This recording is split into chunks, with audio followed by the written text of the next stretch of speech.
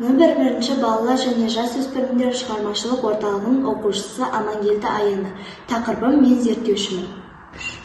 Жоба өзектілігі қазіргі таңда қоршаған ортаның ластануы мен адам денсаулығының арасындағы байланысты өте маңызды болып отыр. Судың, ауаның, топырақтың ластануы тыныс алу жолдарының ауруларына, аллергиялық реакцияға және де басқа да денсаулық проблемаларына әкеледі.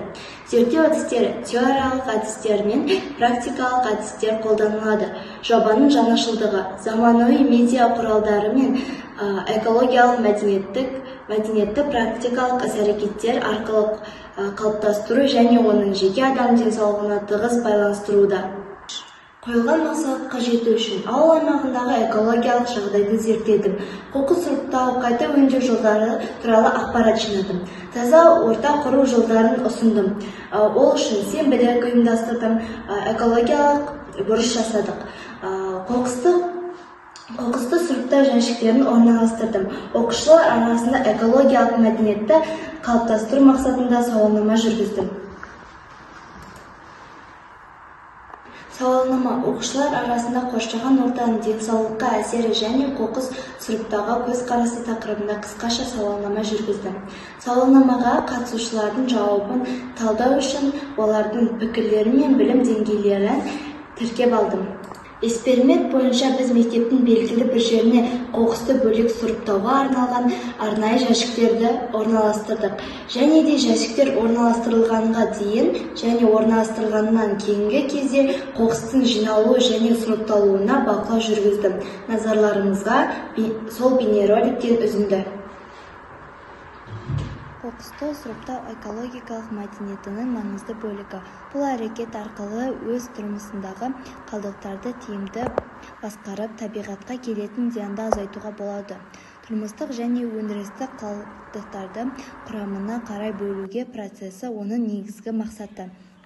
Қайта өңдеу жарамды материалдарды, мысалы, қағаз, пластик, әйнек. Қоқысты сұрыптау арқылы табиғат ресурстары үнемделеді, экологиялық ластану төмендейді, қайта өңдеу өндірісі дамиды.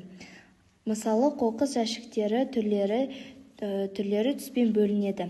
Көк қағаз, сары пластик, жасыл әйнек, сұр тұрмыстық қалдық.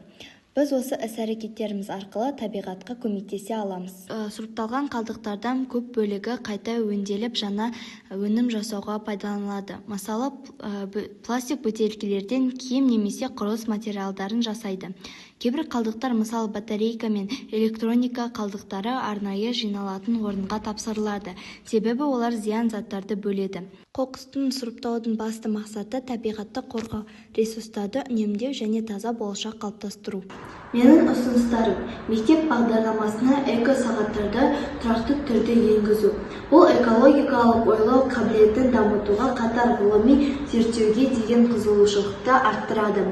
Жергілікті әкімшілікпен бірлесе отырып мектептерге қоқысты бөлек жинау жүйесін енгізу, қайта өңдеуді насихаттау арқылы табиғи ресурстарды тиімді пайдалануға үлес қосады. Жобамның нәтижелерін мектеп ішінде, әлеуметтік желілерде және жергілікті бұқаралық ақпараттарда құрылымдарында тарату. Бұл қоғамның назарын экологиялық мәселелерге арттырып, тұрғындар арасында табиғатты қорғау деген қоғамдық көзқарастарын қалыптастыруға ықпал етеді.